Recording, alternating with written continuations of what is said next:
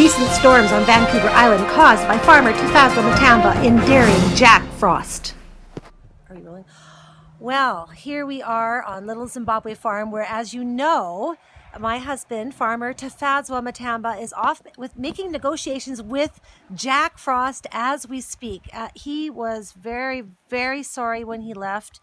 He was making his way to make sure that Vancouver Island was back to normal. We know that the rest of Canada experiences much, much worse than this, but he is off doing what he can to take back that dare, and hopefully all is going well. We're going to check in with him now and just see what's the latest.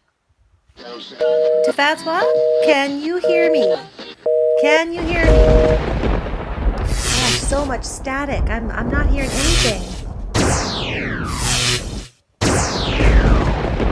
Tafadzwa, can you hear me? Hello?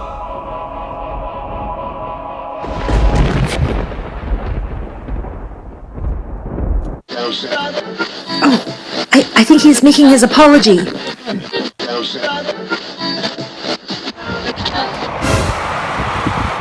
Has Tafadzwa Matamba's apology been accepted by Jack Frost?